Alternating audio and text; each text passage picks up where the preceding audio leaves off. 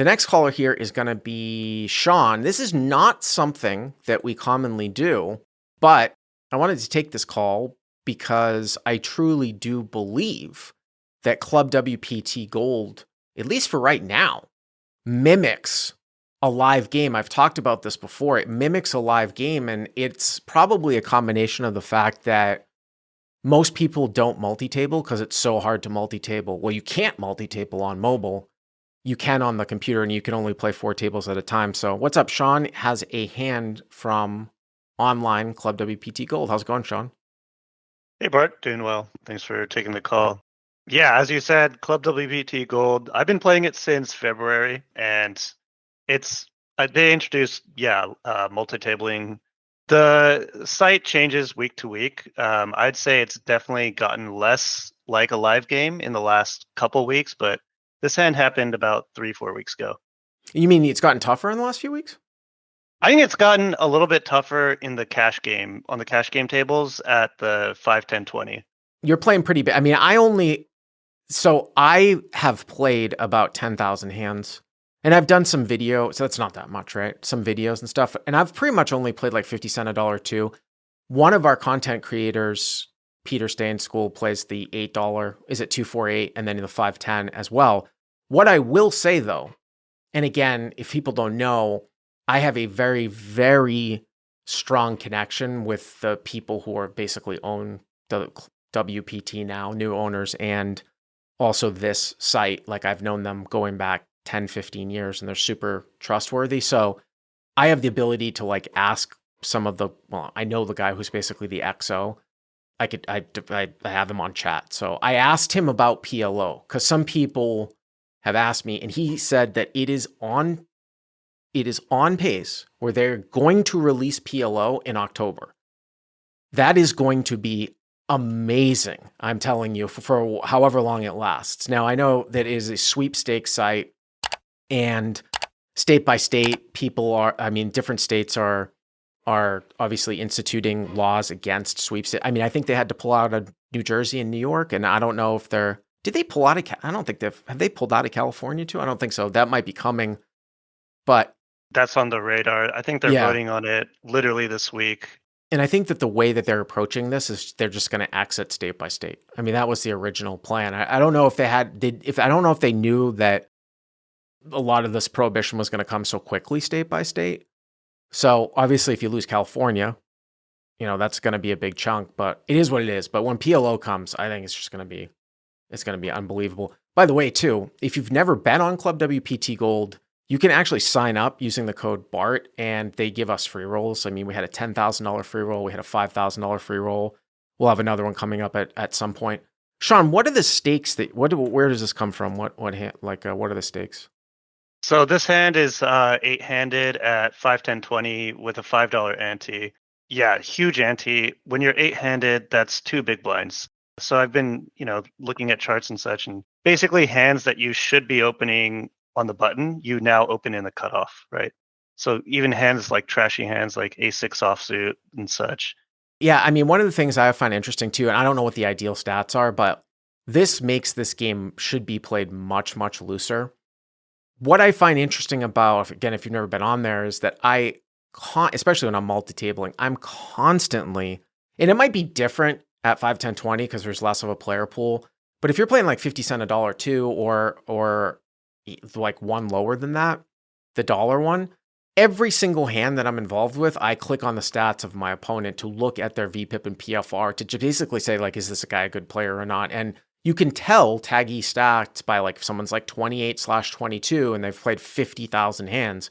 Okay, that's rocky stats, but you see plenty of guys that are like 57/10 that are super loose passive. Probably not so much at that level, but I might be playing a little bit too tight. I think my stats are like 26/18. That might be a little bit too tight with the setup. I don't know if you've looked into that, Sean. I think it's a little bit too tight, yeah. So you're looking to play like 30% of your hands, something like that?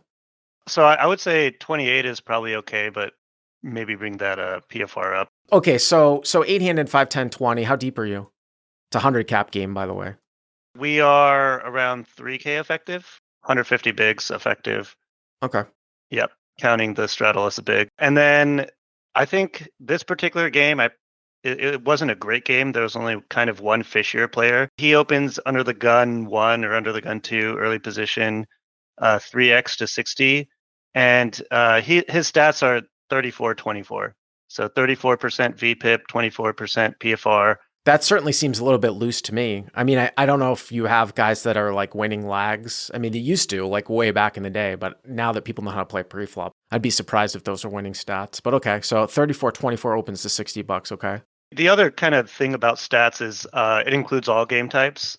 So like if you're playing heads up, it really skews. Oh yeah, absolutely. Right. Yeah. So you can't. But this guy only had like 3-4K hands from what I remember. Small sample. So yeah.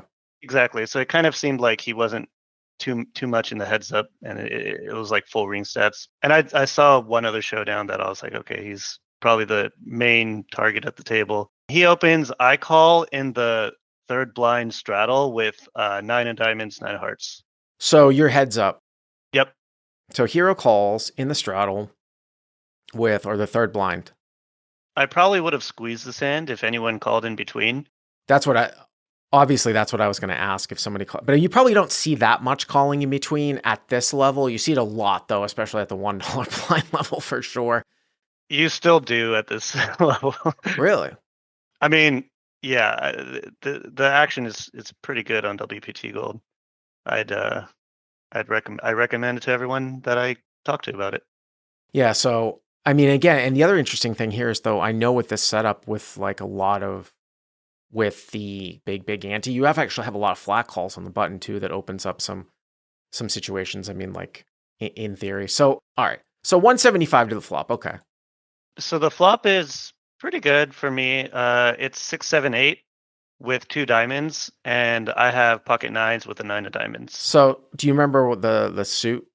6 of diamonds, 7 of spades, Okay. 8 of diamonds. Okay. And so he bets half pot. So you check, right? I check, and he bets half pot. Yep. And then I call. Now it's interesting because I wondered if you would have raised here if you'd used somewhat small sizing some of the time.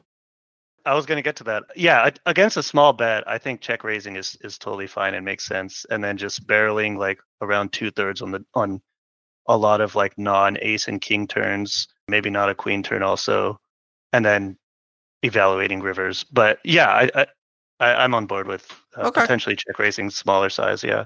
So now the pot is 335, right? Yep. Okay.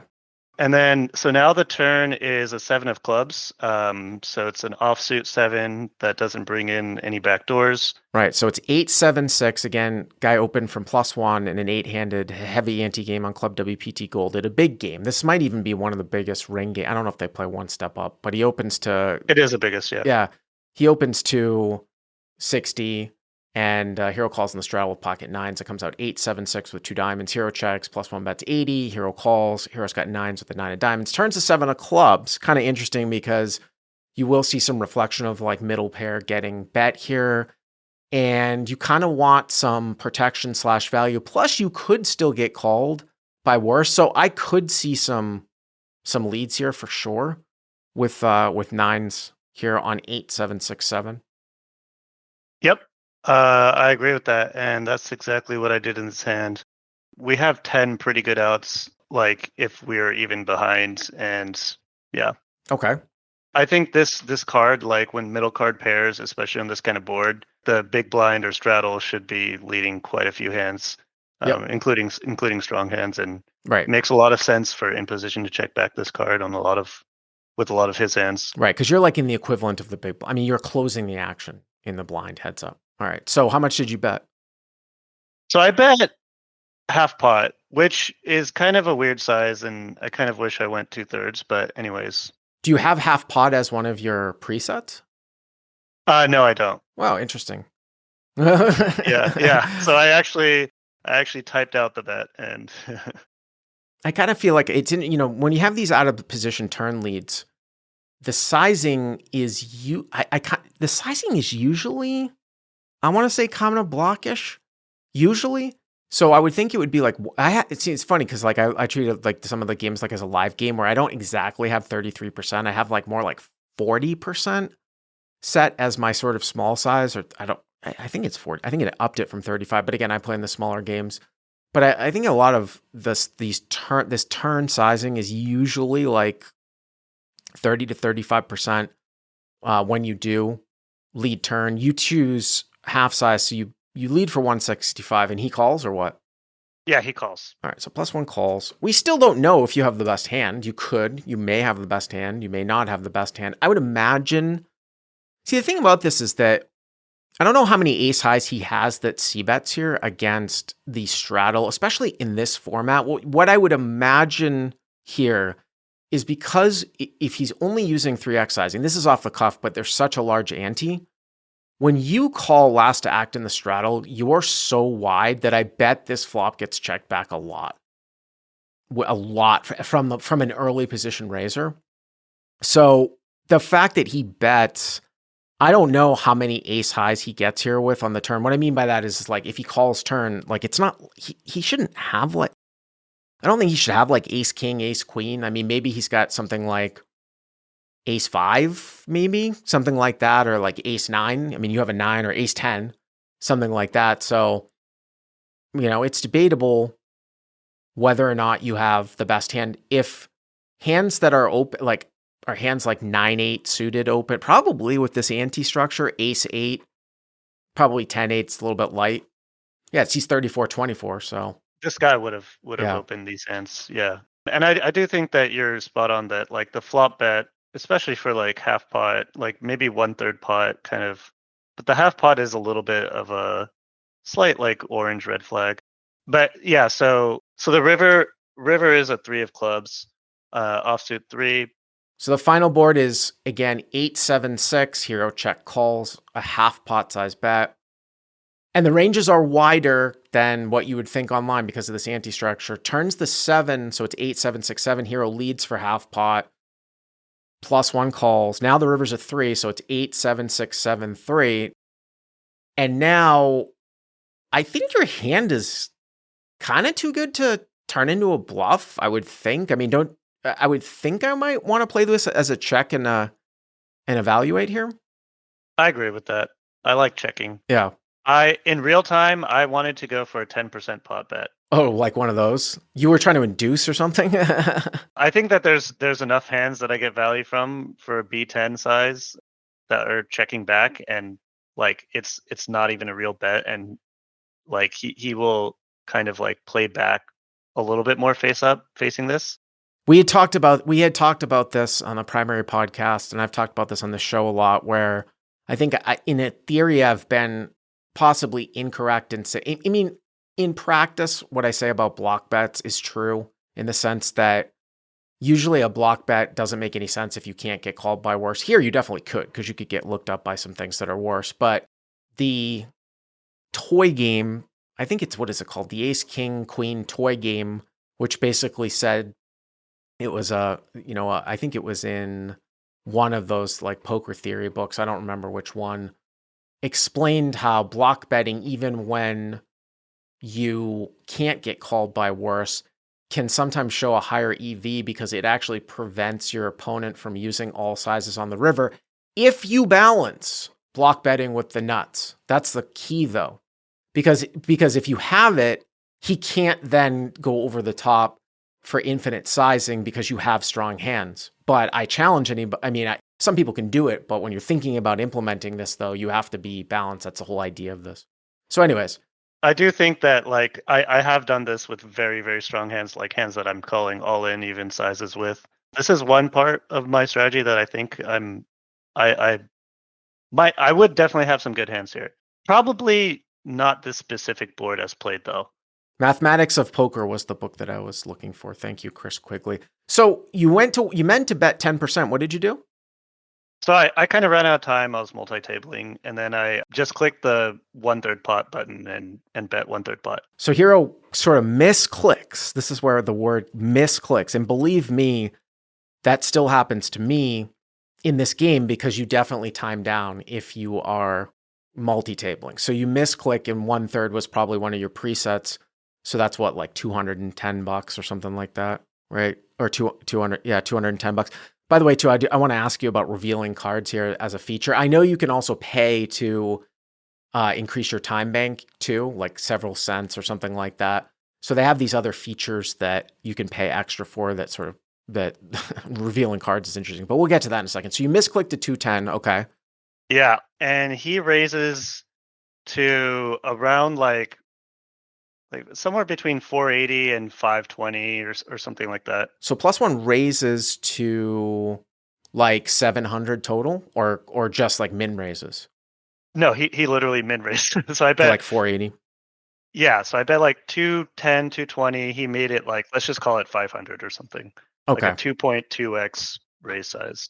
So you bet 220, you bet 210 as a misclick, meaning you were actually trying to bet smaller to, I guess were you going to call if he raised? Was that your intention if you had bet 10%?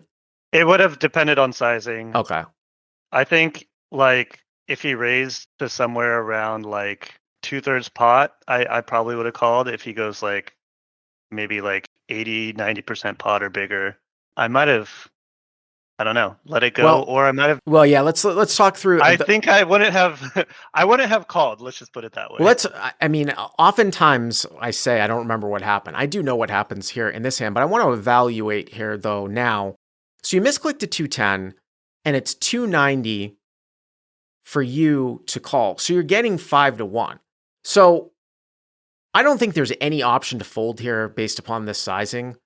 You're just getting too good of a price. The question now becomes, is it more EV to call or is it somehow more EV to put in like some sort of bet, 3-bet? Let me ask you this question. Do you think that this is so value-y that like you like raising more than calling? You don't expect to call and win getting this price ever to getting the 5-1? No, I definitely think that there's decent EV in calling. I just think that if he's bluffing, he probably. I mean, this is a special type of player, right? We're not. Theory is kind of out the window here. Okay, yeah. We see that in the stats. It's probably fishy stats for this level. I mean, we're talking about 5, 10, 20, which is the biggest game that runs here. So in order for me to 3-bet here, I mean, normally you would almost want to have something that I would say like naturally blocks his raise calls, right? So what naturally blocks his raise calls when you start to get into this type of situation? Now, because the pot is kind of already bloated up, maybe slices of you saying you have 9-9 that call, that blocks some of his 9-10 raise calls. A lot of times it's usually something that connects with the board that you're blocking boats. Like if you had like 9-8, like doing this with 9-8 would be better than slightly better, right? Than like 9-9. I imagine that you would never need to do this with like 7x. Like if you somehow like misclicked the river and you had led the turn when you made trips, you would never need to turn 7x into a bluff because you are beating the overpair. So that's kind of a little bit out the window. So 9-8, 9-6, something like that. I kind of did hone in on him having like queens, jacks, kings types of hands. I mean, the only thing is that you led for half pot on the turn and now you're lead. The only thing that would challenge you here though is, you misclicked, right? But he doesn't know that you misclicked.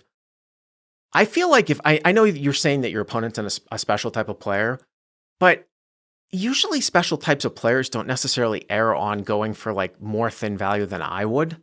And what I mean by that is that if I had bet, because it's like Club WPT Gold with an overpair on the flop, yeah, I'm calling your turn. I'm not raising your 1/3. It's different if you actually did bet 10%, but I'm not going to raise your 1/3 lead here at the end with an overpair.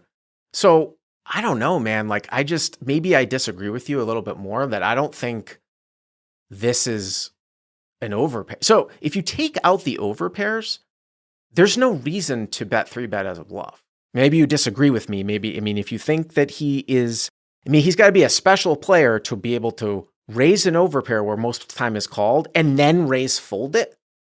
What did you do?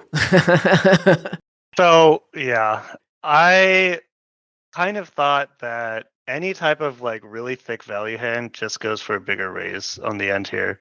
And I wasn't really even, I probably should have put a little more stock into what I'm actually representing because it really isn't a whole ton. But I jam for like 2.5 total. Again, I would like this if you actually did end up betting 10%. You know what I'm saying? Like if you pulled the He 10%, he has actual more raises when I do yes. the 10% pot. Right. Right. If you bet the 10% and the guy raises like some overpairs, and then you can get him off of that by bet three betting. Here with the third sizing, I don't know how much you're gonna run into that. That's where I think we might disagree. So again, Hero sort of misclicks 210, which is 1/3 on the river on 87673. Guy raises to 500. Hero jams for 2500 total. And what happened? I think this is a spew, and my question to you is on a scale of 1 to 10, how much? But we'll get to that later. I think it's a fairly big spew because again, Okay. I mean, it's just because I don't think he raises over pairs here. That's all. He thinks for not even 1 sec, he just like snap called. Uh-oh. which I'm like, and then he has 4-5, which I mean, I 4-5 for so bottom end of a straight. Yeah. Yeah. All right. So +1 has 4-5 and wins. It's interesting too on the turn. Like the turn, it's interesting, you lead out for half pot from out of position when you're super wide on 8-7-6-7. What does he have I mean, there always is supposed to be some raises, and I wonder what raises does he have on turn, like sort of in theory. 4-5, you're losing to several straights that you might have, including maybe even 9-5 suited, just because we're so wide and with the big ante. 9-10 and things like that in boats. His hand might need a little bit of protection, but it's not surprising that he just calls. And then, I mean, here's the thing, like, along with me probably not raising over pairs on the river to your 1/3 sizing, I don't know if I'm raising 4-5 either. Now, I do beat a 7. That's slightly different, right? With the bottom end of a straight. So 4-5 is probably more of a raise than an overpair here to 1/3 sizing. But it's a cool hand. I just think that, again, like I said, I don't know if he raises overpairs. But I just want to ask you one more thing before we go here, Sean. What do you think about the reveal cards? Because I know Doug Polk did like a video on this, and I've talked about this on my own podcast. I don't think it really hurts the integrity of the game. I don't know if Doug said that. I think I agree with Doug in the sense that it might be a tax on the bad players. I have used it on occasion, but I do wonder how often good players do use it. And I know it's more expensive as you play. Like, what does it cost to reveal cards here? Like, is it $10? It's it starts at 15, and then Okay. I think it goes to 17.5. Oh, I've used it a couple times. yeah. I think that, I mean, it's something that everyone can use. I do think it's like a little bit of a gross money grab from them, but I think it's like an interesting change in the dynamics, right? Like, you kind of can maybe tell like when like if you know that somebody has the option to reveal your cards in like a spot and you are bluffing, and now you know that they know you're bluffing, it somewhat changes like, how the Right. game is played out. And I think that adjusting to that is kind of a fun new dynamic. Yeah, but you don't get to know you don't know when someone else uses it. That's the thing. I think that they should absolutely show either you, or what I think is they should show the whole table when you use that button. Right. Because I tend to. So this feature is kind of a carryover from an older platform. Again, like I said, I've been with these guys for a long time. This feature is in place, sort of like in Asia. It's been in place for some time. And I kind of feel like way back in the day when I was playing on some of those platforms, while you could, when they did reveal the cards, they did tell the table that everyone had revealed the cards. The other, I don't know if you want to say weird thing that I never remember being is that you can actually go in as an observer and pay to reveal the hands, not playing in the game. Yep. This is kind of interesting too. But yeah, you can open any table you want and look at hand histories and just hit that button. Yeah. yeah. Anyways, Sean, I appreciate the call. Thank you very much, sir.